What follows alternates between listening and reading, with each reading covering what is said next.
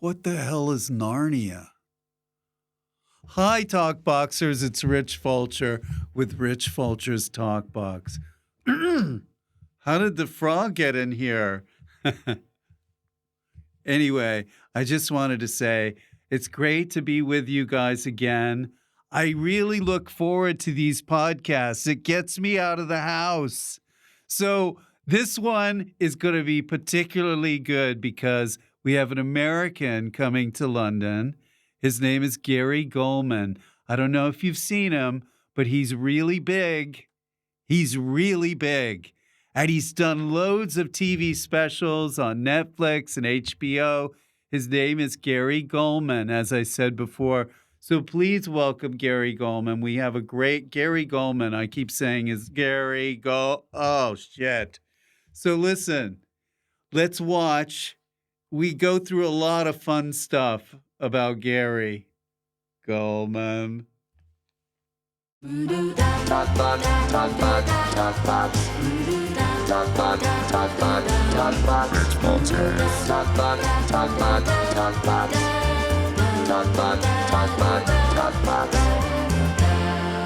I'd like the big bed, please. Oh, Hi. hey, Gary, what are you doing here? Good to see Nice to you. see you. Thank you so much for having me, Rich. Oh, thanks for being here. This is great. Yes. You're at the Soho Theatre, Yes, through October 11th. which is down the road, actually. Yeah. People don't know that. Right. It's Yeah. a few minutes away. Yes. And you've already had one show. I had one show last night, and it went well enough that I want to go back and do it again. So, yeah.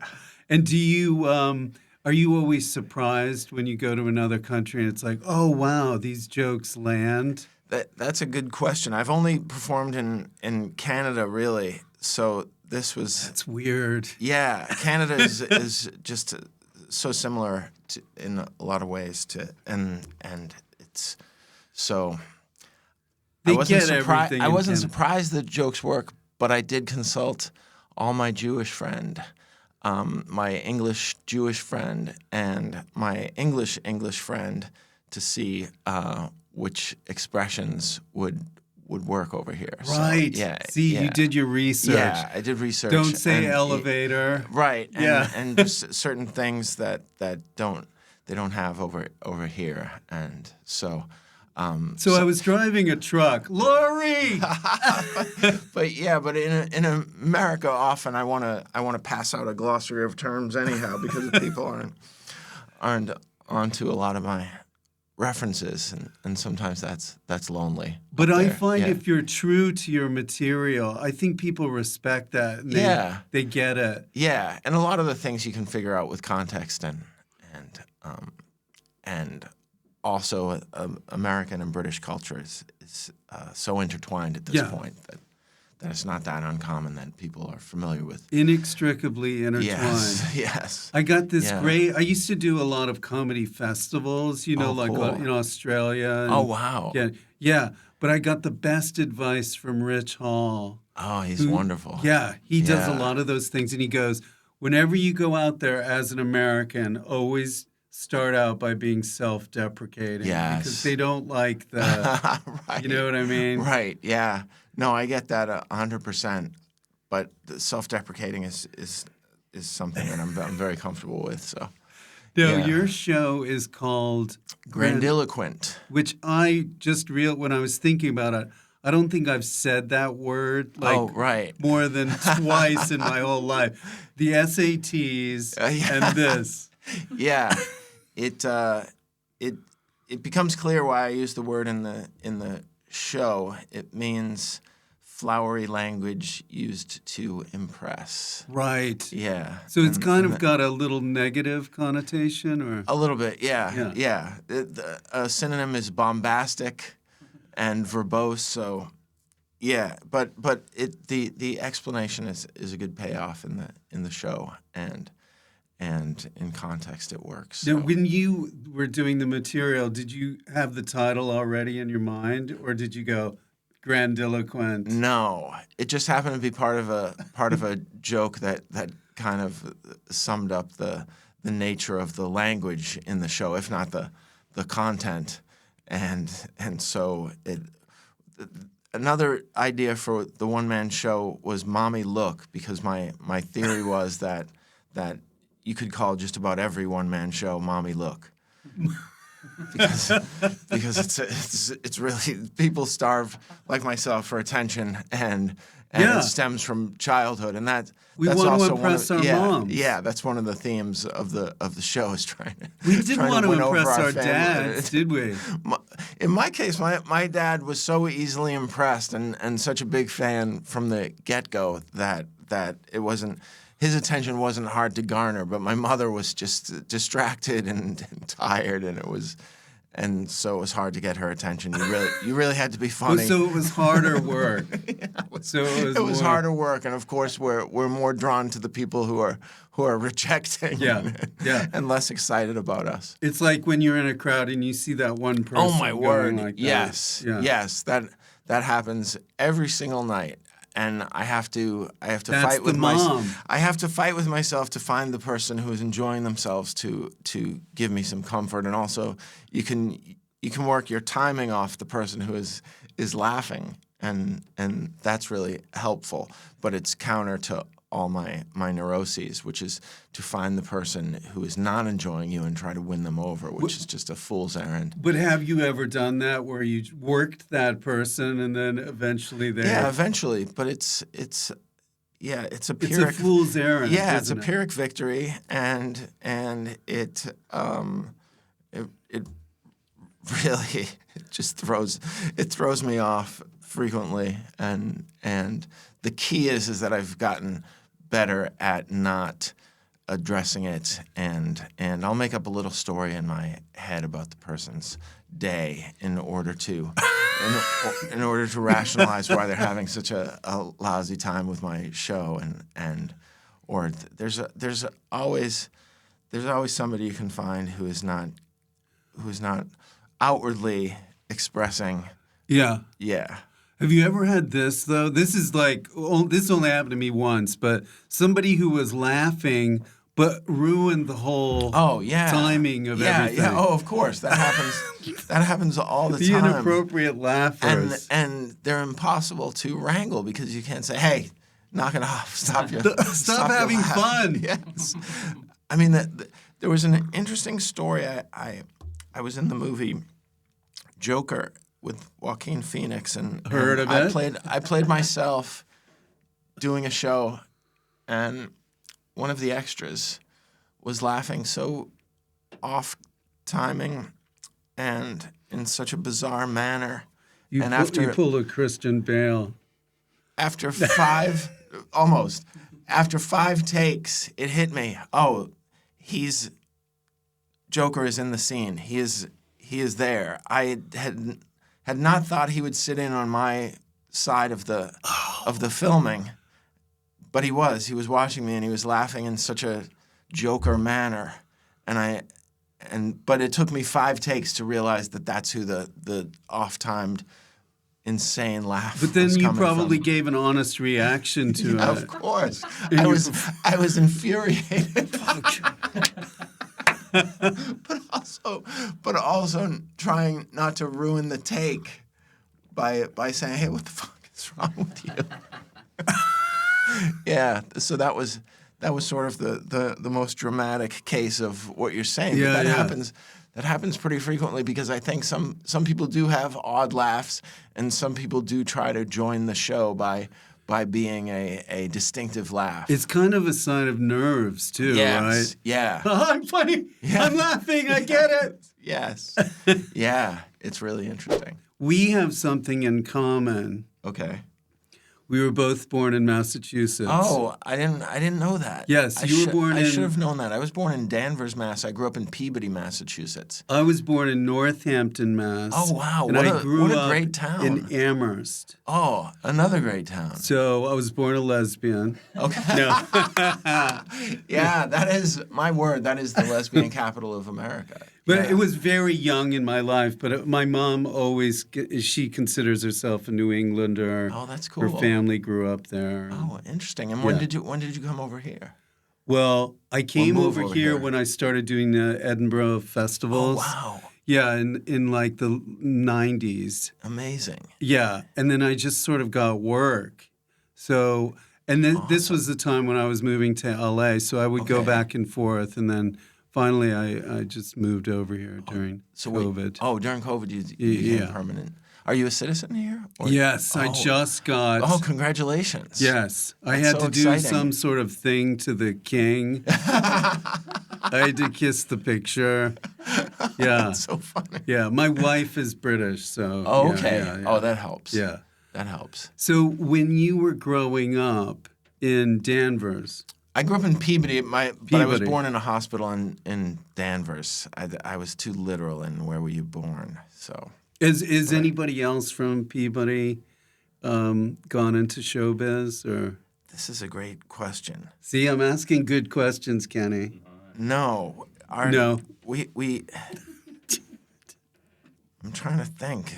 Our biggest celebrity was a baseball star from the 1980s. But that's great. You're it. 80s. Yeah.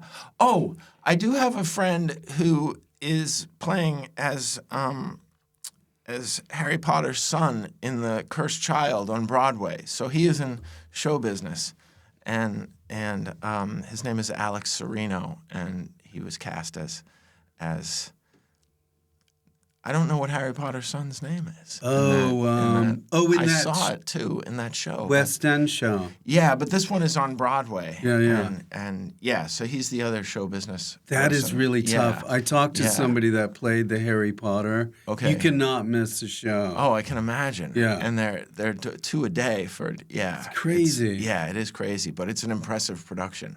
We really enjoyed it. We went when it was you had a break in between where you would leave for a couple of hours and then come back for the second part. It was like a 5-hour, 4.5 hour I don't know. That's production. too much. It was too much. They've shortened it now, but my wife is a big fan, so she was very happy. That's with a it. whole food cycle. Yes. You could get hypoglycemia. No, totally. Just going totally. to it. Yeah, we left starving the first one, then we came back after lunch. It was very interesting. So when you got the bug to do this, When I was 6 or 7 years old. Really? Yeah. was the goal to go, okay, I'm going to hit Boston? Yeah. Or was it became like- clear early on that you needed to do an open mic, and they had open mics in Boston. And then, as you know, you go to one, and then you start to become friendly with other comedians, and they say, hey, there's this open mic or there's this show that you can just hop on, and it was You got to like go to Ruffles. Yeah, it was like and your goals becoming increasingly more ambitious. So you just want to play at the place where they pay you a little bit of money, like you could get $25 at this place, and then oh my gosh, I'm a professional get paid comedian. But the thing that I know is that at every level, it's a very enjoyable experience in terms of if you just want to be around witty, honest people. Mm-hmm. For the most part, there are creeps, but for the most part, there are a lot of witty, honest, interesting people doing comedy, and then you get to do comedy for a little while, 5 minutes usually, sometimes less. Then you can do that. The barriers to entry are not very rigid. Are not very rigid, and I think a lot of people, myself included, thought that at that time that well, you had to be like, at the time, in order to get an audience, you kind of had to have a situation comedy on television or be in movies or something like that. So that became the goal, and that was a bummer because you just wanted to be a stand-up, and then they're telling you no, the only route really before the internet was to become famous as something else, and then you might be able to be a touring stand-up. But now, in some ways, it's better because you can, like, I'm known primarily as a stand-up, and my acting roles and things like that have just been come from that. Come from doing stand-up rather than the other way around. Yeah. I think, who's that one-liner comic? He's dead now. He had a great bit about... Oh, Mitch Hedberg. About how everybody was asking him. Yeah, I was thinking about that. He says it's like if you were a great chef and you worked your whole life, and they said, okay, you're a great chef. Can you farm? It's like two different things. Yeah, totally. Yeah. Totally. So did you have a mentor when you were going through it? I had many mentors. There was one man who was particularly helpful when I started. No.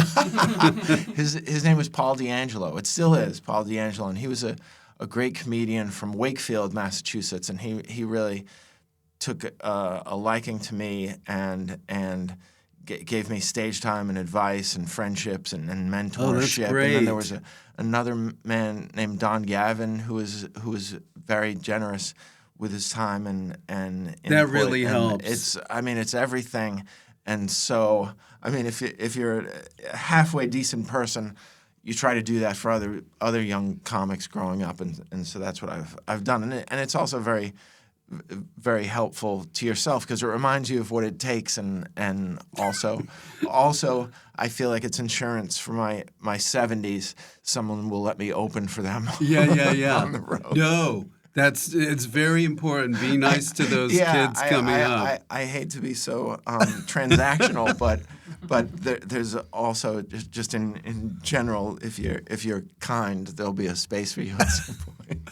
Or like somebody finishes their act, it's like, can I talk to you about it? Get out of here! Oh yeah. No, I mean, it's extraordinary the range of personalities in this business, from the warmest, kindest people to the most cruel and dismissive. So I generally am attracted to the kinder, softer people. Yes, of course. Yeah. So when did you go to Boston? How old were you, in years? I was 23 when I first started doing comedy in Boston. I graduated college with an accounting degree, and I was working for an accounting As firm. one does. As one does. Bob Newhart was an accountant. Well, that's the whole thing, is that I modeled myself after Bob Newhart, except that I started a little bit younger than him. And the thing is that the goal in accounting, you want to become a certified public accountant. And I remember on the first day, I opened up the book that tells you, oh, here's like a practice to do the CPA exam. Oh, right. And it's hard. It's really hard. And I had just graduated. I had just taken all these classes, and I didn't... LIFO, FIFO? Yes, and I didn't remember... I knew LIFO and FIFO, but I didn't remember... It's an inventory system. Very exciting stuff. Yeah, look it up. and so I opened it up, and I said, all right, let's just write jokes. It would be easier. That's what's interesting. Of course, it would have been easier to be a CPA than a comedian, looking back on it, because it takes like 10 years. For me, it took 10 years till I was getting any kind of meager living as a road comic, and the conditions were horrific. So did you work at all as an accountant? Yes, for 3 years in total, I was an accountant, and then I just started getting odd jobs to support my addiction to comedy. So it's funny, there was an accountant that I had on early on that's a British stand-up. And he had a moment. Did you have a moment when it's like, now I'm going to quit accounting? Like Officer and a Gentleman, you sort of... Right. I mean, there were moments, but I had to keep doing day jobs. Yeah. So my last day job was as a substitute teacher at the high school that I went to, which was really cool. It sounds like a nightmare that you would come back at 28 years old and be being sitcom. paid so little money, and the kids knew how little money, and they would mock me.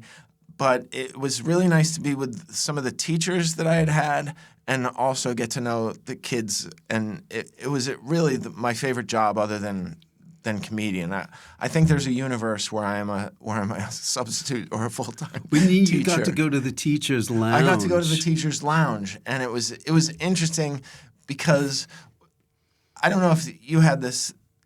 I'd be surprised if this wasn't the case. The more eccentric the teacher, the more I loved them when I was growing up. If they were funny and weird and off, I loved them. And then you come back and you realize, oh, they're probably in some sort of either bipolar or some sort of condition that caused them to be so interesting.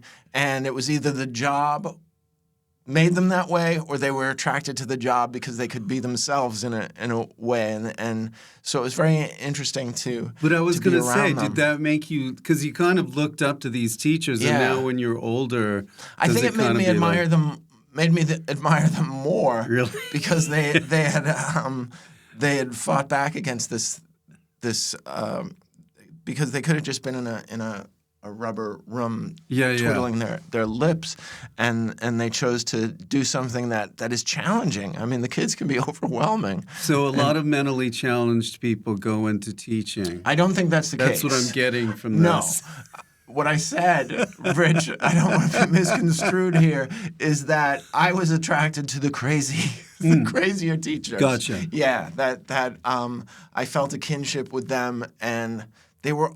It's interesting because I think mental illness can lead to a funnier personality. Yes. Because you are trying to cope through laughter, and laughter is such a great antidepressant. And it gives you a charge even when you're just being funny. Yeah. Laughing, of course, is great, but if you're being funny and you're making people laugh, that really is. It gives you some serotonin, and I think that's what they were working off of. They were making kids laugh, and there were always kids. There were always tough audiences. Yeah. But I found that the classes that I was in, I mean, we quote some of these teachers on a day-to-day basis. There was this man, and I don't think he was bipolar or anything, but he was off in that Your school was a just, sanitarium. He was just so himself, and so whenever he sneezed, and he would do that loud middle-aged sneeze, yes, and he would turn to somebody and he would say, "That would have killed a mortal man." He did the same thing every time. Every single time, and every single time I laugh. It was probably 6 times a year, but it was spread out, and he had great timing, and he was just, there was sometimes when somebody is doing a character, you're like, this is a character, but no, this was just him, and he made us laugh so much, and he was a great storyteller, and I just adored him. We had a teacher he literally had kind of a greenish tinge to his hair. And so we would always do this. We would go like that. It was just so mature. And I was 30 It is pretty clever. It is clever for a child, but at 30 you should be past that. Yeah. Oh, Lord. So you did that, and then you were doing the clubs in Boston. Yeah. I imagine with people that are now quite. Yeah, I mean the international superstars. Yeah, they're all Bostonians. That I came up with, Bill Burr and Patrice O'Neill and Dane Cook and Robert Kelly, and. Yeah. Were they the versions that we see now, or were they very raw? It's interesting because you can look back at yourself and you can look back at any comedian and you think, oh my gosh, they were not nearly as strong as they are now. But at the time, I watched them and I was like, these guys are fully formed and they are incredible. They were probably 2 years ahead of me, and they were just extraordinary. Really, really blew us away. There was another guy that was sort of my class named Dwayne Perkins, and we were like 2 years behind, and they were really good role models because they were very driven and very ambitious. There were a lot of, and this is probably in every comedy scene, there were a lot of Boston guys who had been there for 20 years and were not leaving. And then there were these guys who it was clear that Boston was not going to be big enough for them because they were so powerful and really impressive acts. Yeah. So you hung out in Boston for how long? You were in there? 6 years.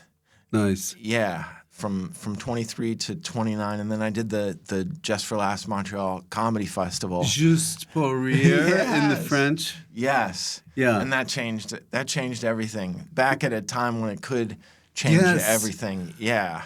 I remember people would go up and they go, such and such got a deal. Yes, that's what I was such and such. You were. Yeah, you killed. Yeah, yeah. I don't even know that I killed. I was just cute and I had a pretty good act. And so I had these meetings, and I would go into the meetings and I would tell the story of my my life and the people in my life and being a teacher and my mom is a very funny character and just insane. And so and then you get a call and they're like they're gonna offer you more than you made and you that could must made have in been 10 years trippy. of teaching. It was really trippy. Did you go to L? Did I you went to fly LA. out to Yeah, LA? I went to LA and then I moved out there and I stayed there for 6 years. But the scene was really challenging in terms of getting on stage. I found myself performing in laundromats and above restaurants and bars. It was really hard to get into the three main clubs there. So Comedy Store, Laugh Factory, Improv. and Improv. Yeah. And I wasn't really. I didn't have a. I had a pretty mainstream act, so I couldn't play any of the alternative rooms, which were really the best. Largo. The best rooms. Yeah. Now I play Largo Yeah, regularly. you play Largo. Yeah, but back then I think I was also very intimidated by the level of mastery that the comedians had out there. So it was very intimidating. And When I was out there, Patton Oswalt and Paul F. Tompkins were... and Janine Garofalo and I mean the Laugh Factory was very interesting. They would bring on Tim Allen and Ray Romano and Gary Shandling and the one club I was able to work, which was really special, is called the Comedy and Magic Club in Hermosa Beach. So Yes, I've heard of It's that. right on the beach, and they have a variety show in that they have comedians and That's magic the one acts. Leno does. Yeah, Leno does it every Sunday night, but.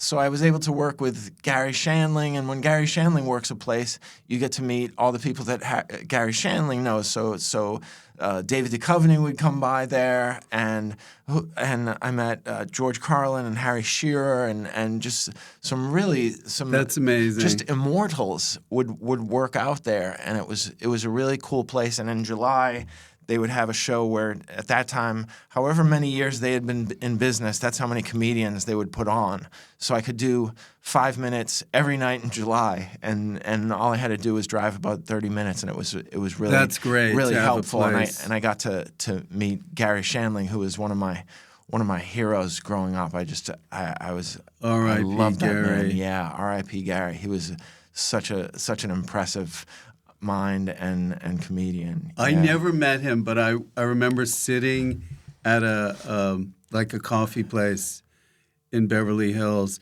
and he was right Oh, there. wow. And I was already done with my coffee, but I Yeah. just sort of sat there to listen in on some of the... I first saw him when I was 13 for my bar mitzvah. My mother took me to Los Angeles to see the Johnny Carson show. And you had Nice to, present. Yeah, you had to be 16 years old. And the thing was that my brother had been bumped from an airline flight, and he wasn't able to use the flight. So my mother and I, it had happened to him twice. So my mother and I used the flights to go to Los Angeles. We stayed with my cousin Della, and she took us to see the Tonight Show with Johnny Carson. And Did they card you? no, they just asked how old I am, and I said 16. Oh, nice. And then one of the pages said, "Excuse me, how old are you?" And my mother said, "How dare you? Nice. How dare you? Do you think I would bring an underage child to see Mr. Johnny Carson?" And the woman was so apologetic. You went, and it was yeah. no, totally. But you were probably I was very tall. tall. Yeah. But I probably looked 10 years old. I didn't have any kind That's of facial great. hair or anything Who was like on that. the show? Princess Leia. Nice. Carrie Fisher, who's Oh. another person I admire because she's been very open about her mental health and alcoholism. R.I.P. And Carrie. so it's a very famous episode because at one point Gary Shandling is on the couch with Princess Leia, and he says, "Now your parents are Eddie Fisher and Debbie Reynolds. And do you know my parents, Irv and Muriel Shandling?" And Carson went crazy, and we all went. It was, I mean, I get goosebumps thinking about it. It was one of the greatest experiences of my Carson life. tapped his pencil and looked around. Wow. You grew up a fan of Johnny, Yes. right? Yeah, it was. He was it. He really was it, and it was something else. So after that, eventually you went into this comedy competition, right? Oh, Last Comic Standing. Last Comic Standing. Yes. This is it's a reality show. Yeah. Which Yeah. I've seen before. I never saw you in it. Yeah, I was on the second season, and that was pretty neat.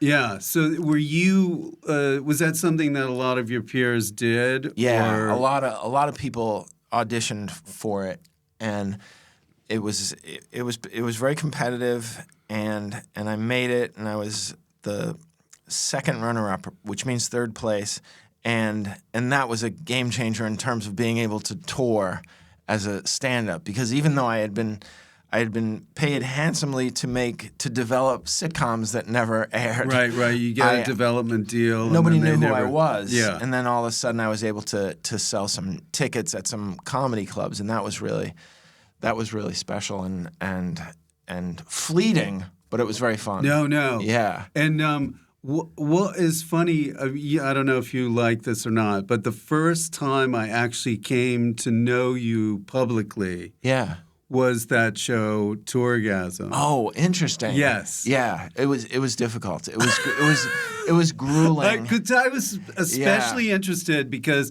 I was over here and I was with a group called the Mighty Boosh. Yes. And we had just gone on tour. Yeah. Right? So I thought, this show is like behind the scenes of a tour bus and everything. And I was watching you guys, and sometimes you had a pained expression. Oh, I was very unhappy. I mean, my manager's assistant, and you know, in show business, the manager's assistant does all the work. Of course. Nightly, I would call her, and she would talk me off a ledge. Sometimes literally.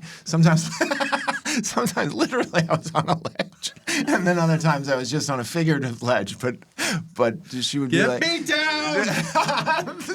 All right, set up a flight. I got to get out of here. Did you know Dane? Yeah, Dane Cook? I had started off, and he was already a star of Boston and very successful in terms. He had been on Letterman, so it was really his trajectory was very. He just went very like steep. this. Yes, Yeah. and so we were friends, and he invited me on that, and it was just tough to be in the orbit of a shooting star. Yeah. And so There were 4 of you, right? Yeah, and you had to go on before the person that everybody was there to see. Yeah. And some shows were better than others, but some shows the audience was hostile to the opening acts, and it was Really, because they wanted to see Dane. Because they wanted to see Dane, and that God. was difficult. And my ego is pretty fragile.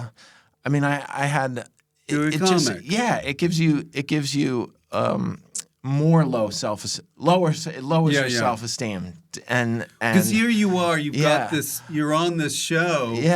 a chance to show your stuff. Yeah, and it was difficult. I mean, there were some fun moments, but if I was asked to do it again, I would say no, not a million. Well, now it would years. be you with a bunch of your, people opening for you. Right, but I don't think you understand what he was a phenomenon. He was a phenomenon in America at that time. So that was it was an interesting thing to witness. But as we do in life, we compare and then we despair.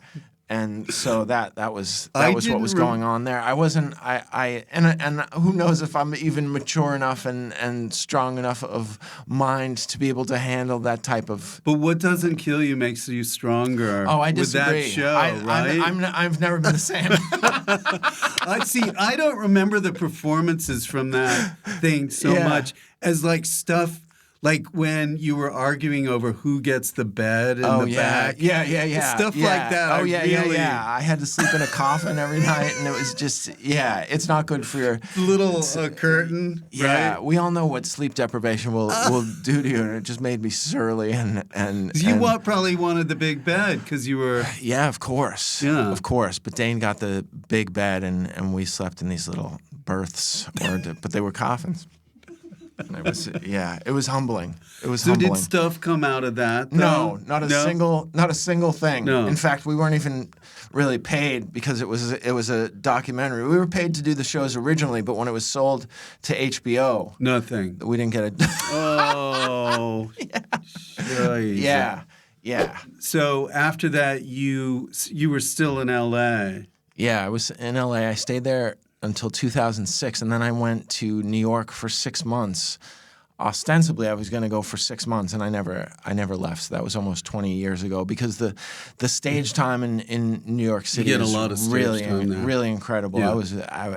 I really feel, I always tell young comedians, and this was obvious from when I first started, that your improvement is a function of how often you're getting on stage. Yes. No matter how bad the audience is or the venue, getting on stage is everything. Yeah. And so I used to just fantasize. I would say, once I can get on stage like some of these people who just drop in, like then I'll be able to be as good as my work ethic can allow, because I always had a pretty good work ethic for a comedian. Like, we know how comedians will stick with their same act for years and years, but I knew early on that you really had to be Disciplined, creative and disciplined, and I just would see, for instance, Garry Shandling come to and this was as good as comedy got. He would come with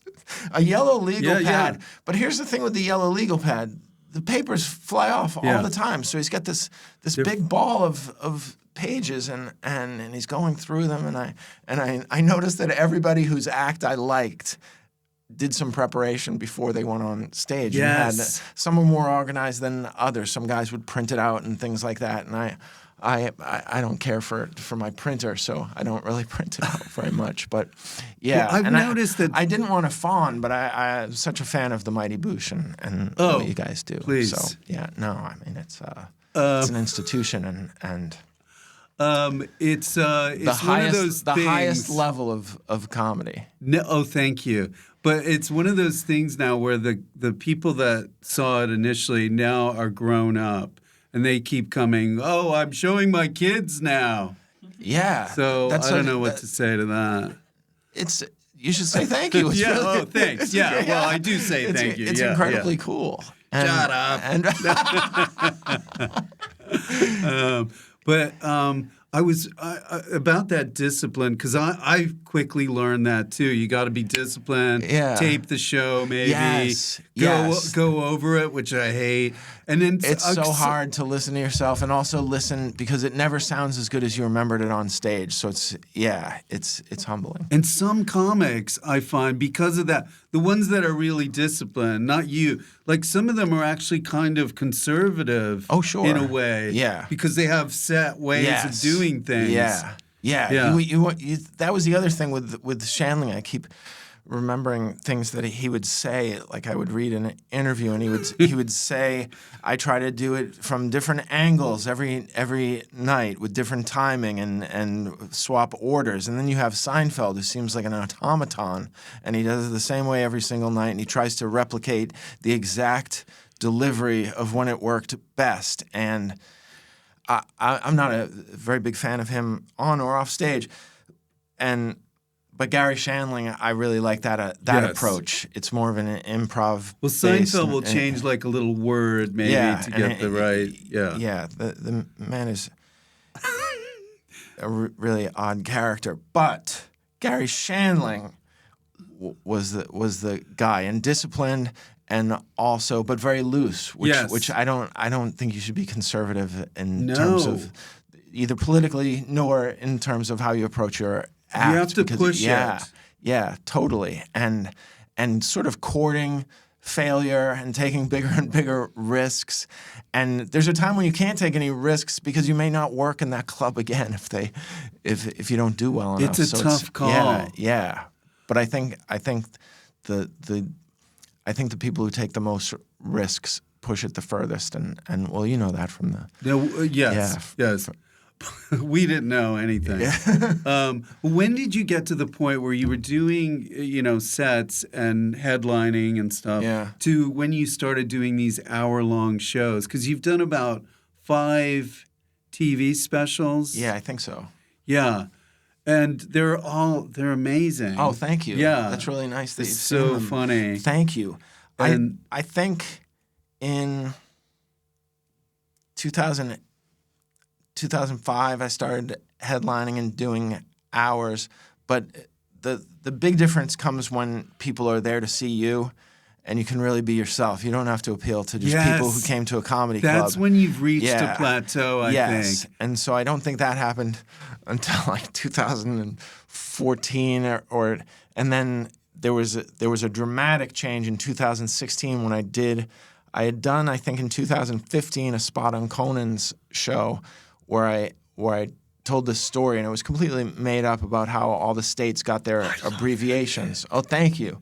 And nobody saw it when it first came out. And then Patton Oswalt saw it, and he says, I can't believe I missed this. And he put it on Facebook. Nice. And then all of a sudden, I would be filling 300-seat Just theaters. for that repost? Yes. Oh, my God. It was incredible. If you haven't seen it, watch the bit about the two. It's called How the States Got Their Abbreviations. Yes. Because they all have two-letter abbreviations. And that changed everything. And then I was going to comedy clubs where people were familiar with what I did and how I did it, and then I could do similar jokes that were longer and weirder. But did they go, do the bit about the post office?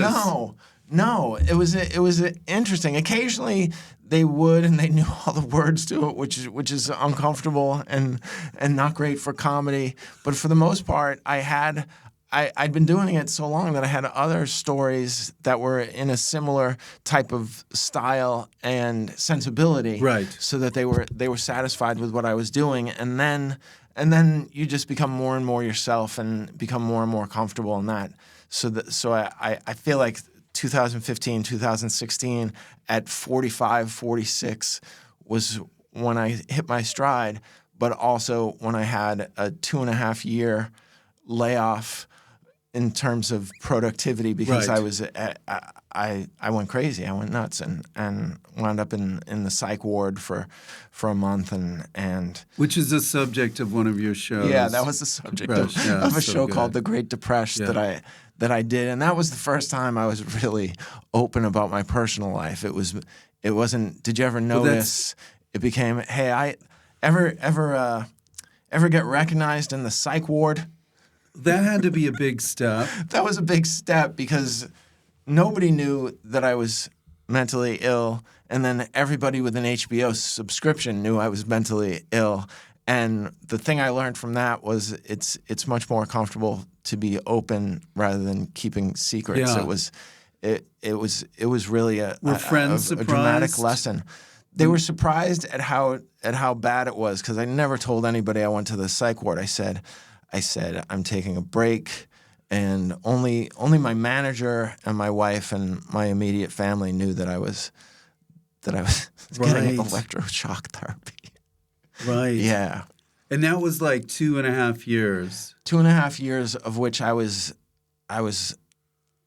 for half of it I was probably like catatonic on the couch. Yeah. And I was able to. For a period, I was able to pull myself together at the end of the day and go down to the Comedy Cellar and do 15 minutes, and that was good. That was healthy because I was around people. You were still doing little sets for part of it, and then occasionally I would go on the road, and it became a fight not to find a really high bridge in every city. Right. It was brutal. But during that time, and you were doing a stage time, was it about your condition and stuff? No, not until I got out of the hospital, and I looked so.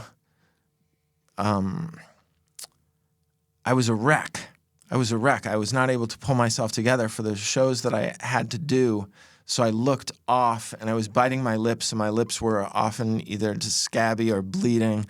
And from anxiety, I would bite my lip, and then I had to address it. Because I had to make some sort of joke about I look like a lunatic. Yeah. I was not showering and so I would talk about it and then people would come off after the show and tell me that they had similar experiences. So this came organically? Yes.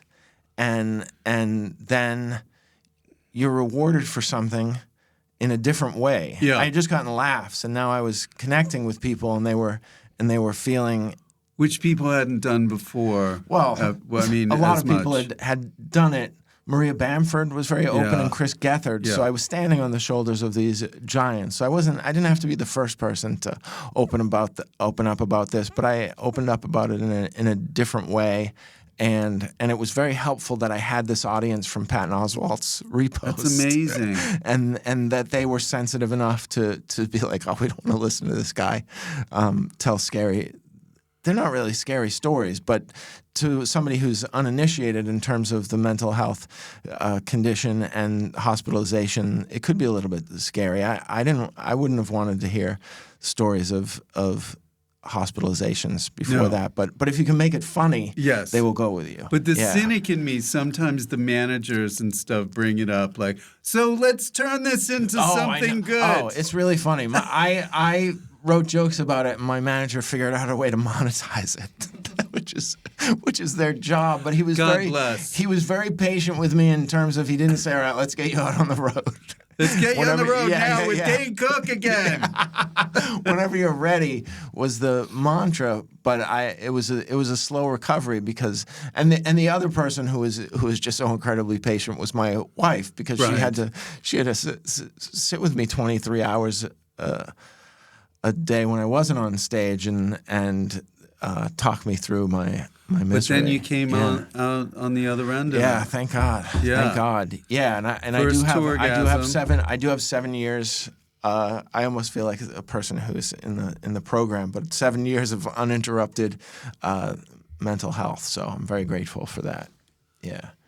Thank you. Yes. Thanks, Rich.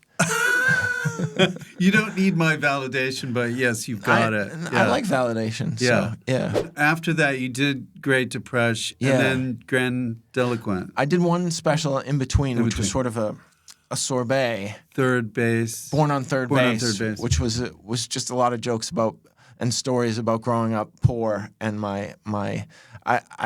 I don't know if every poor kid is like this, but just my resentment for wealthy people and their excesses. So that was really fun to do because I didn't have to talk about being crazy or in the hospital. And now Grandiloquent is back to a more personal thing, and it's sort of a more memoirish, and I talk about how I became the person and comedian that I am.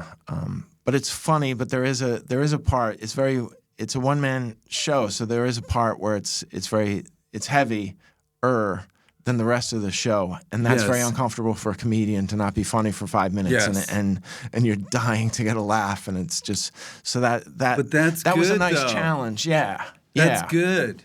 I agree. You're always challenging yourself. I like to do something that's 20% out of my. I don't go too far because I don't really believe in myself. But the idea is that you should feel at some point during a project, oh, I'm over my head. I bit off more than I can chew. I think that's a sign of a healthy thing. Yeah, I think that's a sign of a good project. Do you ever get like this when you're doing a one-person show? I used to always, I don't know why, at the 40-minute mark, I knew exactly when it was 40 minutes. It's so true. Yeah. 40 minutes that's so interesting. I had never heard anybody say that, but that's so true. At about 40 minutes, and then there's this feeling, and I wonder if people in a play get the same feeling where you're like, all right. I just have to push. Let's just stick this landing. And then we can take a sigh of relief because I think that's another good sign is that it's a little bit hard every single night. There are certain moments that I have to get to that aren't. I don't know how I'm going to get there each night, and that's I think that's a good sign. That's great. Yeah. I remember. I don't know if you're a fan of the band Rush. But I remember in an interview, Neil Peart, the drummer, said, every single night it's hard to do these drum parts, and I'm really proud of myself at the end if I've done it well, and that feels really good. And I thought, wow, he's amazing. He's not, he wasn't phoning it in, and just so that I really admire. Yeah, for them now. Same. Yeah. Same. I enjoyed them growing up, but then when I've learned more and more about them and seen how musicians react to them, who understand how difficult that's the thing with comedy too. Don't you find that we are ranking and rating on a different system than most of the audience because we recognize the degree of difficulty in Look at that, like a dive. Yeah. Yes. Yeah. Yes. Oh my God, did you see what Louis C.K. just did? My my word, but like what you guys were doing, and then I always think of what Maria Bamford does on stage. It's just oh my gosh, without a net, and so brave and just my word, I'm in awe because the thing with comedians is we're like magicians in a way, in that I understand where that came from, and I wish I had thought of that, but I think I could have thought of that. And then you see a comedian, you're like, I don't know where this is. I know. It's just inspiration, right? I just had a magician on, and not that I always have magicians and puppet people. No, I love. But I asked him, like, how do you think of a trick? And he goes, think of the ending first. Oh. Like, how do I want to impress? Which is a lot of times with jokes, you find something funny. Yeah. And then you reverse engineer it. Yeah. How do I get to that ending point? Have you ever seen the movie The Prestige? No. Oh, I think you would really see that. I think you would really love it. It's really well written and the acting is tremendous, but you'll watch it because I tell you this, and think of these guys not as magicians, but as comedians. And what you have to understand is these men are so dedicated to the craft, but also, and I've outgrown this, thank heavens, but they were young when they were getting into this business and murderously competitive. Right. They're willing to kill each other or themselves for their Siegfried for their and Roy. art. Yes. No, yeah. Yes, it's like that, and it's just, and I see so much of it's some. Like, the king of comedy is uncomfortable to watch because we see the desperation and the delusion. And it's like, but this, you get to see the dedication to the craft and what they're willing to sacrifice to do a better trick and be better magicians. And Michael Caine and Christian Bale, Hugh Jackman, I think you'll love it. Oh, it's on my list now. Okay, good. Of like 50,000. No, I know. It's never ending. Too much. Now, Gary, I have a segment in the show. I usually end things with, I love a segment. I like to have segments at lunch with my friends. I'll say that, okay, this is Health Corner, in which they're all named after corners. Nice. This is Health Corner, and we're going to talk about our ailments for a few minutes, and then we'll go into a celebrity sightings corner, and someone will say of a celebrity that they worked with. So, well, this really corner fun. Is called Fill in the Blank. Have you ever had Dave Hill on the show? Yes. Dave Hill is one of the people. Him. Oh, okay. Oh, I love him. Yes, he's great. He's terrific. People say we look alike. Oh, so sometimes I mean, you have a similar complexion, and his hair is a little bit longer, and you're both honkies. But he's what a beautiful person, and so impossibly funny. He's and working at the nice. Highest degree of difficulty. Oh, he's so nice. Yeah, you can't so get sweet. Mad at Dave. No. I can't think of a reason to get mad at him. He's also a great writer. He writes great books, and his guitar playing is incredible. Yeah, he can really thrash, as they say. I'm jealous of Dave. Same. My second favorite soft drink is blank. Dr. Pepper. Really? Not your first? No, my first is probably Sprite, but my second is nice. Yeah. But Sprite I was a closeted Sprite drinker in the growing up. I talked about this in the Great Depresh. Sprite was considered a woman's beverage in my community, and so you had to sneak it. Your mother could buy it, but do you know the difference between 7-Up and Sprite? No, do you? I think more lime. Okay. Yeah, I don't know. That's good. I love Dr. Pepper. Yeah, Dr. Pepper is excellent. Blank is the hardest state capital to memorize. Pierre, South Dakota. Yeah. Yes, it is. I really think so. Do you know North Dakota? Bismarck, Yes. North Dakota. Yeah. Mine, I think, is the one. It's either Washington or Oregon. Is Olympia? Yeah, like Olympia, I always Washington. get that wrong. Yeah, I always and get that Salem, wrong. Oregon. Yeah. Yeah, but the same place that I memorized the abbreviations for the states. This book that they gave out. They didn't give out. They gave out books once a year in school. You could pick 2 books, and one of the books I got was this book of states, and it gave you all I love the that. state bird. And, Yes. and so when you don't have many books in the house, you memorize every book in the Yeah. house. And so I knew everything. I knew all the capitals, and you didn't want to challenge me to a capital fight. I always got those books too, like the greatest sporting moments Yes. in Yeah. the Scholastic. Yeah. I've always been a fan of best ofs. People dump on best ofs, but you get Can't a nice dump on 'em. Yeah, you get a nice general idea. You're a lovely interviewer, Oh, thank you. and I love that we get to play a little game at the end. My fear of blank. There's only 3 more let's questions. think about our origin story. We met over Instagram. You reached out Yes. over Instagram. Yeah. Yes. Yeah. A small reach out. Yeah. Because I asked Dave Hill, I go, do you know Gary Gulman? Yeah. And he goes, yes, he's a buddy of mine. Yeah. You got to get in touch. Yeah, we have a breakfast with my friend Mike Bonfiglio, who's a documentary director. He directed the him. George Carlin and the Gary Shandling documentary with Judd Apatow. But anyhow, and then Adam Resnick, who created Get a Life and wrote the greatest memoir I've ever read, which is called Will Not Attend. The funniest thing I've ever read in my life. he's But we have great. we have a breakfast twice a month usually, and I create all these segments for just to keep the I'm jealous of that thing breakfast. going. But if you're ever in New York during a meeting, we will invite you. We'd love to have you. Week. No, You no. are? I'm not. Okay. All right. We don't have one next week, but I think we have one on the 27th Okay. of October. Write that down. My fear of blank, often stops me from doing blank, that thing. Failure, everything. Right. Yeah. Yeah. But as we said earlier today, you kind of have to court failure and make it a friend. So just trying and then failing, I've learned to look at that as, oh, you did your job, which is to take a risk. Yes. It's not really a failure. It's a step on the way to doing something different. So that's a healthier, because when you are afraid of failing, I found the audience has you by the balls. Yeah. Because their reaction can just ruin your night. So you can't really tie your self-esteem to how the audience reacts. They smell fear, really, too. Oh my gosh. They sniff it out. Oh yeah. and- yeah. Totally. Yeah. Yeah. Okay.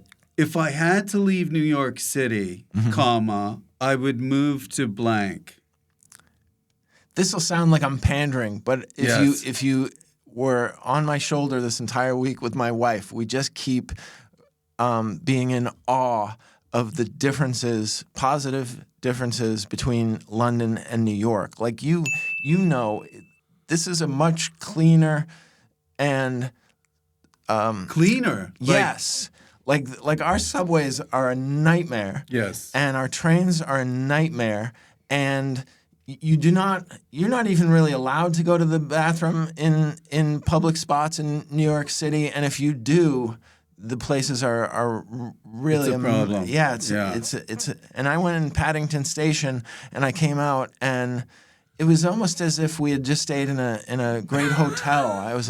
I said, you can't believe the urinals in this place, and it didn't smell, and I said, go enjoy the ladies' room. And Go. Yes, this was at Paddington Station, a very busy. Yes. And it was at the end of the day. Where the bear is. Yeah, where the bear is, and so I'm not pandering. If I could figure out a way, and I can't wait to come back, because the only thing that made this trip a little bit difficult was I was so anxious about the audience just staring at me for an hour last night, and they were really nice. They were really a great crowd. So, Of all the comics who are dead, blank is the one I'd like to have dinner with.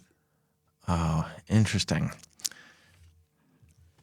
I tried. The dead comedians. Just dinner. So Yeah. maybe there's an aspect. They don't have to be. It I could think be Richard Lewis. nice. Yeah. Yeah, he just died. Yeah, he just passed away, and I feel like he was even more than some of your other neurotic comedians. That man really was himself when nobody else was talking like that. Nobody was talking about how He crazy always they talked were. about therapy. Yes, Yes. He had the same therapist as me, and in an interview he said that they had that my therapist, whose name is Alan Lefkowitz, had retired his appointment time. And I thought that was a really funny joke. That's great. Yeah. Well, Gary, Rich, please come a pleasure. back. I will. And Soho Theatre Yeah. this week until Saturday. Yes, the October 11th is Saturday. The yes. Soho Theatre person is here. Yeah, the Soho Theatre is a lovely space. And the other thing that I had been in London for 3 days in 2002, and the thing that I remembered from that, because I didn't really see many of the sites, but I remembered how witty and easy to talk to Londoners were. And I found that Really? because some comedians came to the show last night, and we were strangers, but we talked for a while after the show, and I felt very, very at home and very comfortable with them. That's the great thing about the brethren. It was really it was such a great It's the feeling. London mothership, if you will. But not as toxic. No. Yeah. Yeah. London mothership. It's perfect. 9:30 p.m. Soho Theatre, and the website is sohotheatre.com. Yes. Buy tickets, please. All right, Thank you. Gary. All right. Such a pleasure, Thank Rich. you. Thank you so much. Wow. That was good. So if you want to see him and you're in town, Soho Theatre, it's 9:30 p.m., so you can have dinner before, but make sure you digest the dinner. Let's not be farting in the theater, right? I don't know why I said that. You guys don't do that. I do. So listen, check it out if you want, and look forward to seeing you again. Please. Bye.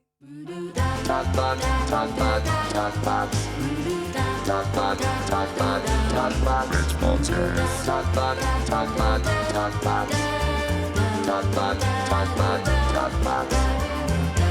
Rich Fulcher's Talk Box.